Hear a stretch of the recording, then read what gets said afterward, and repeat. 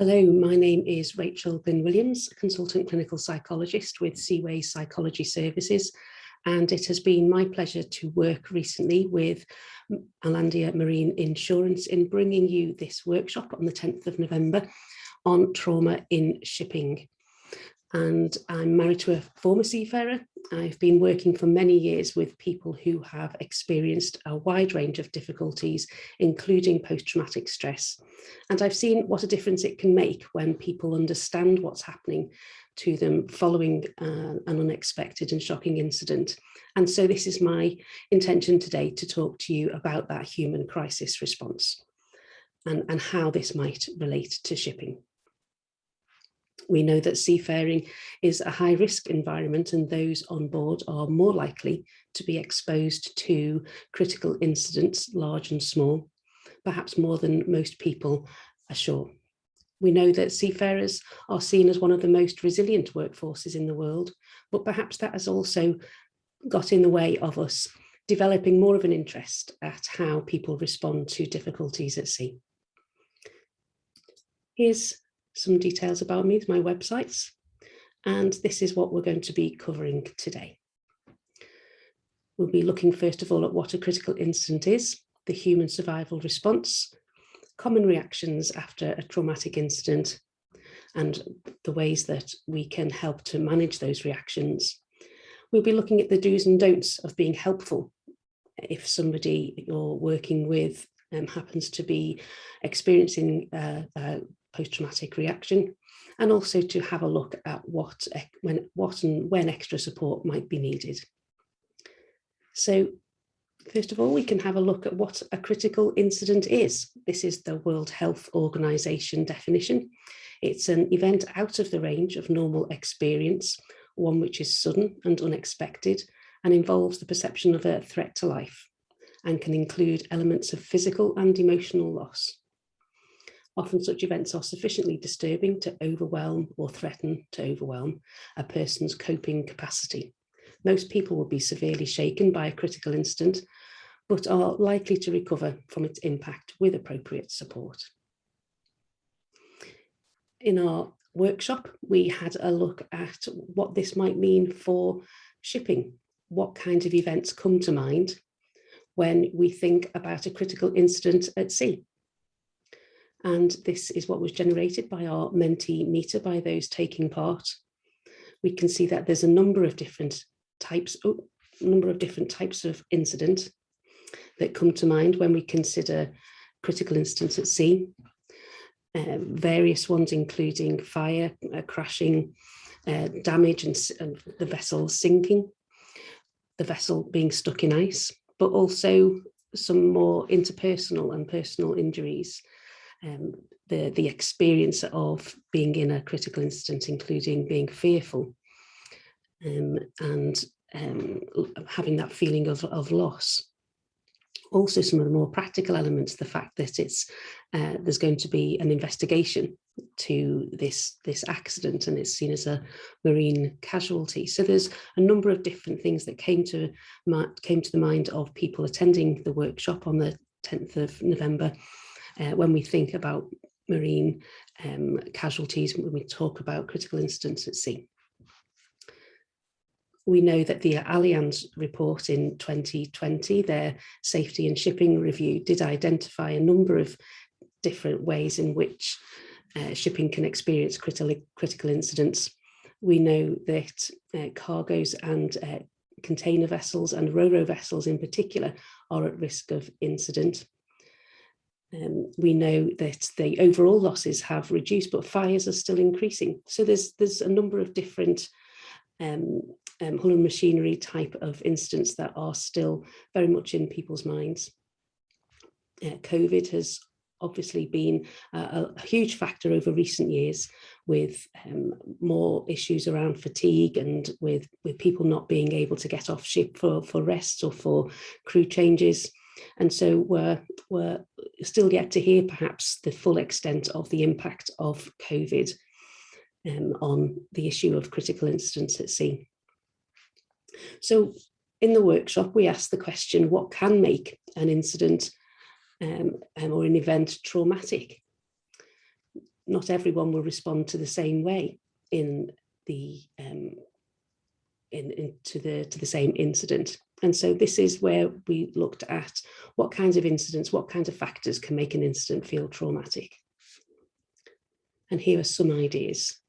We know that being directly harmed, being directly involved in the incident itself can be more likely to make it feel traumatic to the person, whether the person affected is close to you or not, whether they're in the same in the same family or perhaps in the same working team, whether you've experienced other recent losses or traumas, whether you identify with the affected person, whether there's a sense of helplessness, loss of control, or horror. The size and seriousness of the event itself is obviously very important, as well as experiencing high levels of distress in others. We can understand that if somebody ashore is responsible for supporting people following an incident, that itself can lead to a significant degree of stress, and in some cases trauma as well. So what about the particular issues around shipping? What else might the critical incident at sea bring in terms of increased exposure to traumatic incidents? Well, we know that seafarers are also the first responders. There's going to be no immediate access to firefighters or ambulance crews, and so people at sea experiencing critical incidents are more likely to have to get involved in sorting out the incident as well as being affected by it. Of course, people are going to understand and the fact that anybody involved in the critical incident at sea will be known to the crew, and you can't remove yourself from the scene very easily.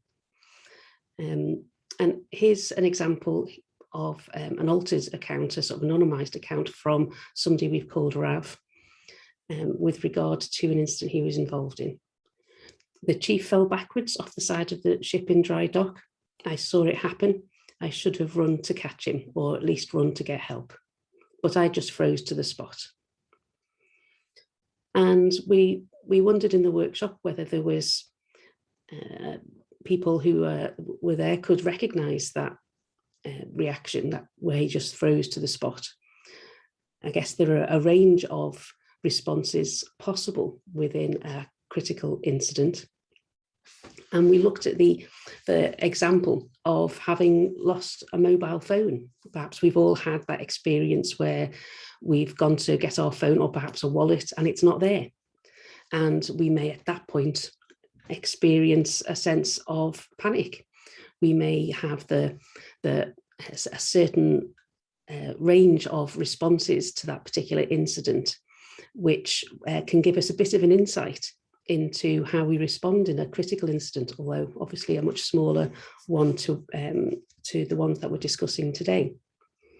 So we know that even when we lose a mobile phone or we misplace a wallet, we know that there are certain thoughts and feelings that come up. We might think, oh no, who's got my wallet? What's happening to it? Is someone spending on my cards now? Or you might feel some emotional changes in terms of anxiety or upset or anger perhaps at that thought. Physically, you might experience some increased heart rate.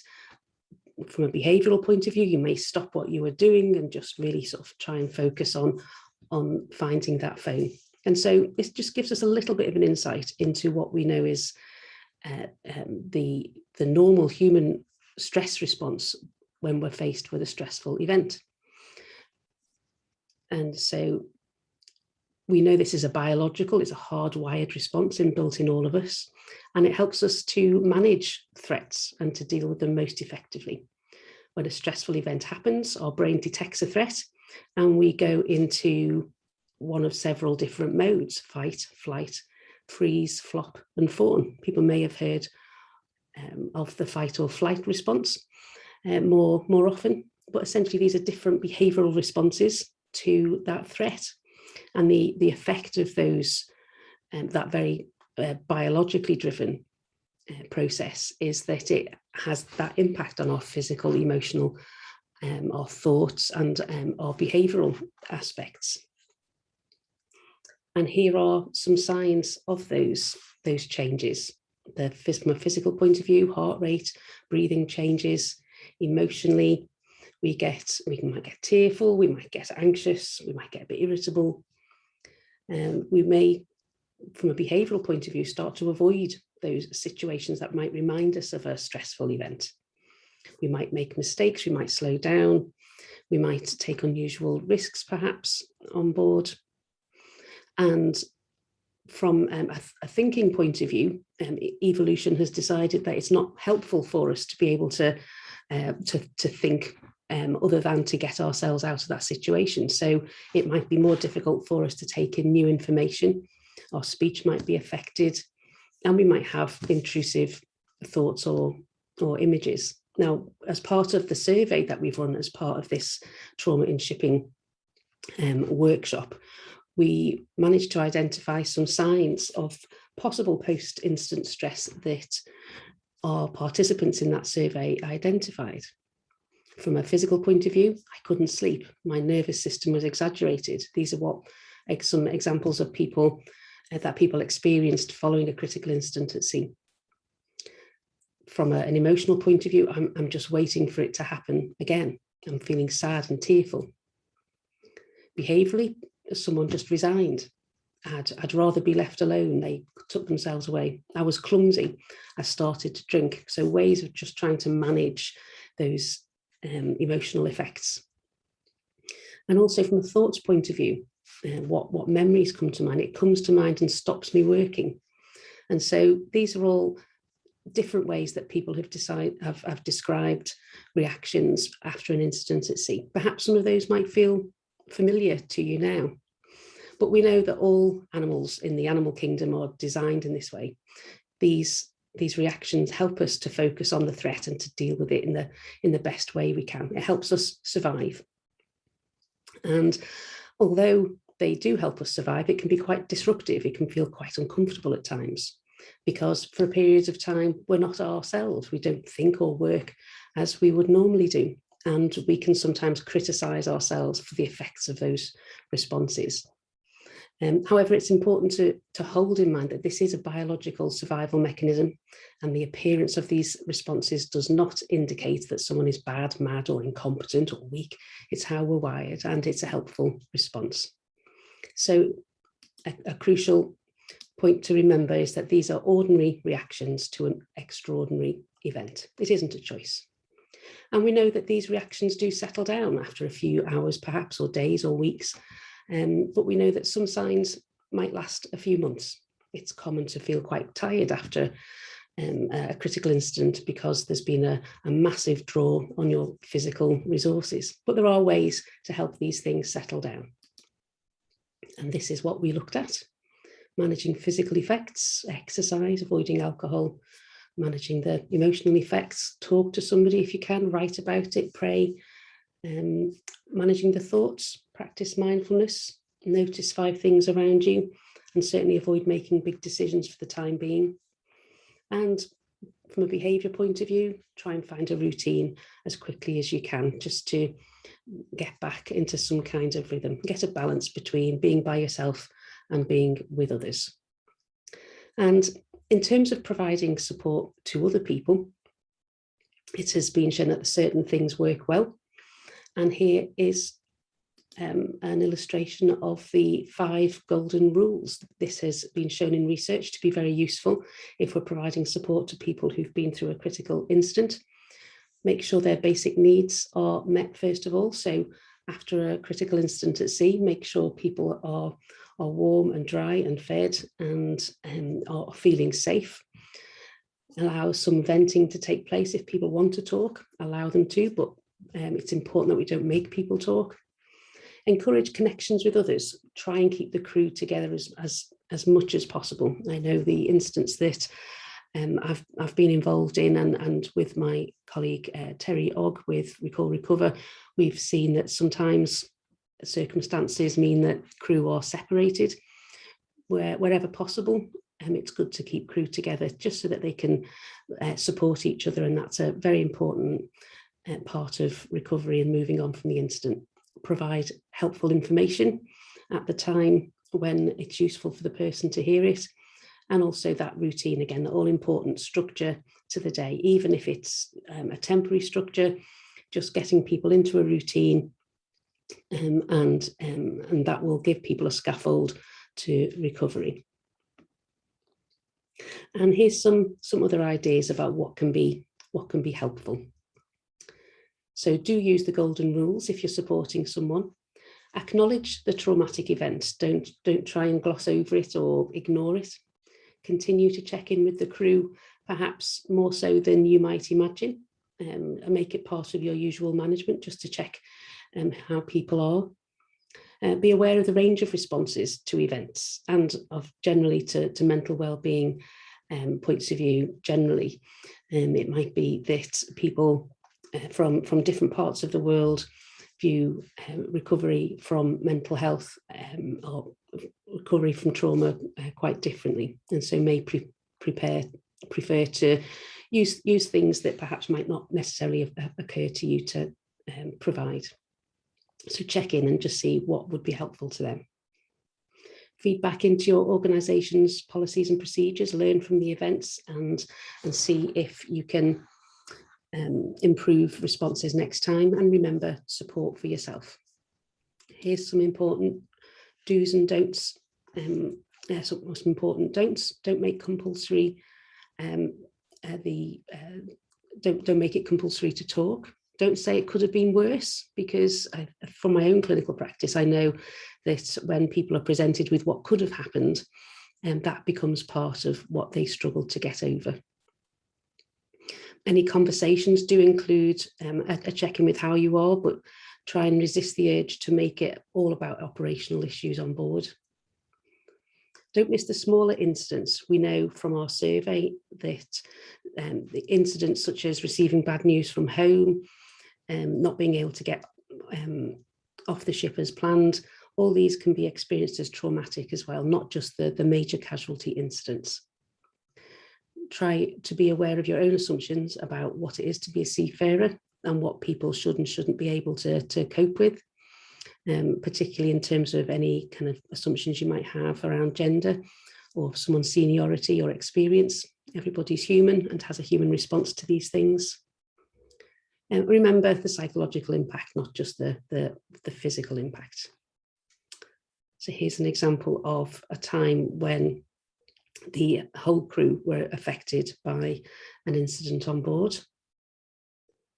And it's at these times when the whole crew seem to be struggling with an incident, or after an incident, that extra crew support might be needed.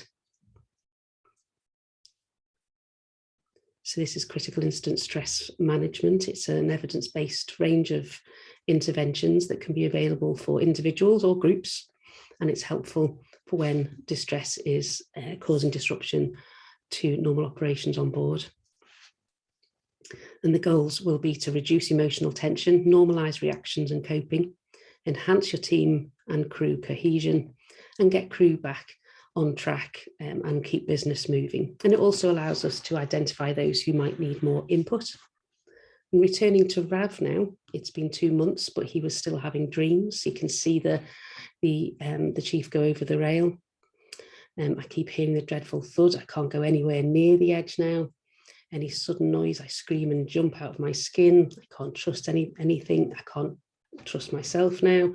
I am useless. There are some signs there from a clinical point of view that Rav might need some assessment, just to rule out things like PTSD. We know it does exist within seafarers. 30% of seafarers who survive a fatal incident are thought to be at risk from PTSD.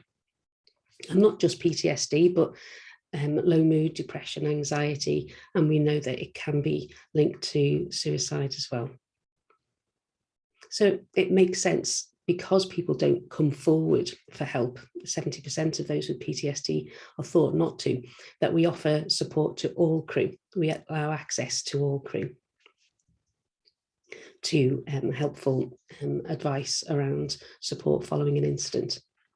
So like Rav, if there are increased or continued problems with nightmares, avoidance, any sleep problems, agitation, Clinical assessment can be very useful with pathways to further help if needed.